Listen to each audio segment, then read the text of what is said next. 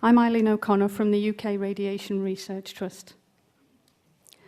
I'm here to speak about why am I here. I'd suffered for years with sleep problems, headaches, dizzy spells and vertigo, only to be told by my doctors that it was either stress or a virus. I eventually developed breast cancer at the age of 38, and I discovered that I was living in a cancer cluster. I now understand that we are not alone, and there are many other people living in cancer clusters around foam masts in the UK and throughout the world. I've been living 100 metres from a foam mast, and I now realise that those symptoms that I reported to my doctor are known as a condition called electrosensitivity. The Wish-T mobile foam mast, after 7 years, in 2001, the story began to unfold. I discovered that there were 6 ladies with breast cancer, one prostate cancer, a bladder cancer, a lung cancer, 3 cases of precancer cervical cells, 1 motor neurone disease, people had developed benign lumps, there was electrosensitivity, 3 cases of severe skin rashes, which I was one of those people. Many villagers were suffering with the same radiation sickness symptoms, the sleep problems, the headaches, the dizziness, the low immunity, and many other problems that were being reported. There was even an Olympic standard horse that was suffering with blood problems and was receiving continuous treatment from the vet. In 2003, November, the foam mast was actually forcefully removed, and the village, then the campaign really got going. We fought tooth and nail to make sure that foam mast never returned to our village, and it was a massive media campaign that was well publicised throughout the whole of the UK, and it was on Sky News throughout the world. The foam mast had been there from the early 90s in 1994, so it was one of the early masts of the time. As soon as the mast had been removed, many of the residents had started reporting feelings of well-being, improvement in sleep patterns, people who were even suffering with fertility problems, young ladies, 3 of them became pregnant, and we had increased levels of energy, simple things like the headaches, the dizzy spells, sleep problems, all that disappeared. This is a map of the village, and you can see an image of the mast. And it was just a small village with just 18 houses surrounding that mast. It was estimated that 77% of the residents living in that village had become ill with one form of condition or another. I've since gone from that village campaign to become a member of and working with the Radiation Research Trust in the UK, which is a charity. It was set up in 2003, and this is an image taken outside of the Palace of Westminster, where we set up the charity and signed up all our agreement. We're leading supporters of the precautionary approach to electromagnetic radiation, and we've gained charitable status, and we're supported by members of the UK Parliament and members of the European Parliament from all of the political parties. And we're also indebted to the independent scientific and public health and technical advisors that we receive advice from. From that battle, I'm now the director of the Radiation Research Trust. I'm the founder and board member of the new International EMF Alliance. I'm a member of the UK Health Protection Agency's EMF discussion group, and I'm also honoured to be a co-author of the paper Cell Phones and Brain Tumours, 15 Reasons for Concern. We started to work with the media because it was the only way we can really get the message out to the public, which they desperately need to hear. And all of the trustees for the charity have worked closely with the media, and we've had many successful reports. But I've just chosen one which really had an impact in the UK, which was a TV programme that I actually appeared on. I never imagined that I would actually put myself forward for a reality TV show, but I was desperate to get the message out somehow. So I managed to get through thousands of contestants to become part of the finalists in this programme that was on national television every single night for a week. And it was billed as the political, it was a political programme. It was called Vote For Me. It was billed as the political X Factor. I don't know if you have the X Factor show over here, but It had lots of publicity. And we were all set with challenges of what a Member of Parliament would have to deal with. And I actually went in just on a single issue, which was foam masts. And every night, the public watched the show, and thousands of people phoned up to vote off who they thought should be the least, who didn't do as well. And I was actually honoured to reach the final and to get into the final two, and came second. And it had a major impact throughout the whole of the UK, just to have that out there every night. But the debate, we've had many debates, and many conferences have gone all over the world trying to spread this message. And I've just chosen one, which was the most challenging conference that I ever dealt with. And it was the Radiation Research Trust conference in 2008. In order to address all the issues surrounding this debate, we decided to hold a conference at the Royal Society in London, very prestigious venue, similar to what you have here.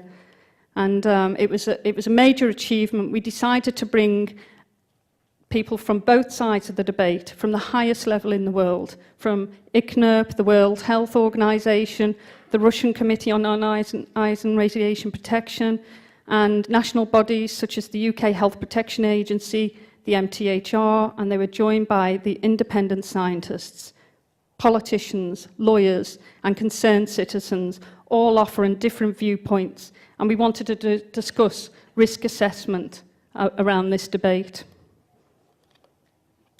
I've just chosen a few of the powerful comments that have come from some of the scientists who were at that event. It was the most challenging, and I can't tell you enough how difficult it was to bring the two sides of this debate together, and that it had never been done before. Here's a quote from Sir William Stewart, and many of you may be familiar with the Stewart Report, which is famous throughout the world. And Sir William Stewart is the retired chairman for the UK Health Protection Agency. He was the chief scientist, reporting directly to the Conservative and Labour governments. He was Margaret Thatcher's main advisor, and also Tony Blair and the main government, for the last over 20-odd years. And this is his quote. "Since 2000, there have been a mass of publications, reports, observations, and views purporting, to the very least, to implicate phones and base stations as a cause of adverse health effects. At a time of uncertainty, when more information is required, non-peer-reviewed articles should not be ignored. Doing so is ridiculous. They may be right, but unproven, and/or offer pointers to be thought about and followed up." Well, I'm ashamed to say they haven't been followed up, and that was in 2000. Other scientists reported children are at risk, and here is another quote. "The potential risk to children's health is very high, and a completely new problem. The use of mobile phones for those under 18 or pregnant should be restricted. Children have a unique vulnerability as they grow and develop. There are windows of susceptibility, periods when their organs and systems may be particularly sensitive to the effect of certain environmental threats. The existing standards cannot guarantee the safe, healthy development of the next generation." That was from Professor Yuri Grigorev, chairman of the Russian National Committee on Non-Ionizing Radiation Protection. And I can't tell you enough how powerfully he gave that quote across. This is just a photograph of all the scientists from both sides of the debate. That was on the terraces of the Palace of Westminster just before we went for dinner. There's other reasons for concern. The International Working Group of Scientists, public health policy professionals, produced the Bioinitiative report. I'm sure you're all aware of this, which reported that electromagnetic radiation, hundreds of thousands of times below the ICNIRP guidelines, is not protecting public health. And that was after a review of over 2,000 scientific research studies. The Ecolog study from T-Mobile, this was actually commissioned by T-Mobile, and it was a review of over 220 peer-reviewed published papers. They found evidence for effects on the central nervous system, cancer-initiating and promoting effects, impairments of certain brain functions, loss of memory and cognitive function, and Ecolog called for the demand of a downgrade of the regulations to the ICNIRP guidelines. That was in the year 2000. There are reports of that here available if anyone wants to speak to Camilla about that. In Europe, the important reflex study was done. This was 12 research groups across 7 European countries, and it cost €3 million. They found that mobile phones can break DNA in human cells, which confirmed findings that were already known in literature by Lai and Singh. I found this image really shocking. It was taken from a reflex study. You've got an image of the sham cell before exposure, another image of a cell after 1600 chest x-rays, and you can see the damage of the comet assay coming off. And then there's a cell that's just had 24 hours exposure to a mobile phone in this current signal. So that was showing similar damage, which I found terrifying. The World Health Organization actually has a pie chart, and on that pie chart it shows 80% of published research on phone masks to date are all showing effects. And this is a paper that was done by a group of scientists that reviewed those papers and have also confirmed those findings, which confirms what we found in our village. Other reasons for concern: we have made progress in Europe. Over 522 members of the European Parliament, against just 16, urged ministers across Europe to bring in stricter radiation limits, and they said the limits on exposure to electromagnetic fields which have been set for the general public are obsolete. The European Parliament is greatly concerned with the Bioinitiative report, and it points to its conclusions that the health risks posed by emissions from devices such as mobile phones, UMTS, Wi-Fi, WiMAX, Bluetooth and DECT phones.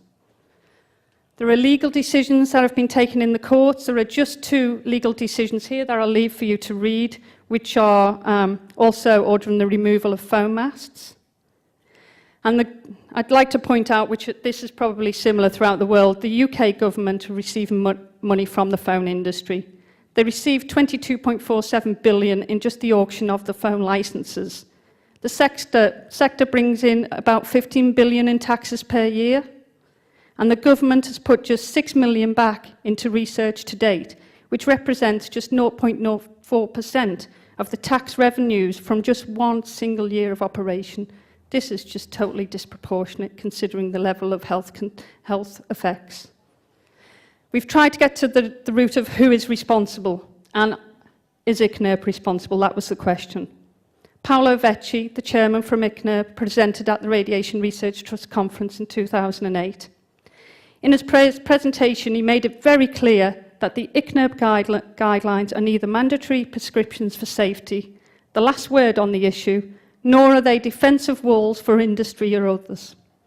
This statement makes it clear that the decision to adopt guidelines into national legislation as sufficient to protect public health is political. It's the government's misuse of ICNIRP that is the primary issue here.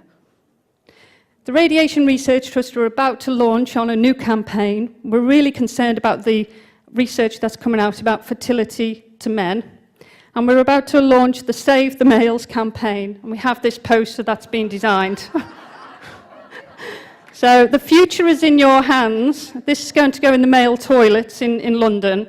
And it's showing that medical experts are warning people, men especially, to keep the phones out of the pockets, as it can have an impact on your fertility. And that's just how it's going to look when the men approach the toilets. We hope it should have an impact. But thank you for listening. Thank you to Camilla.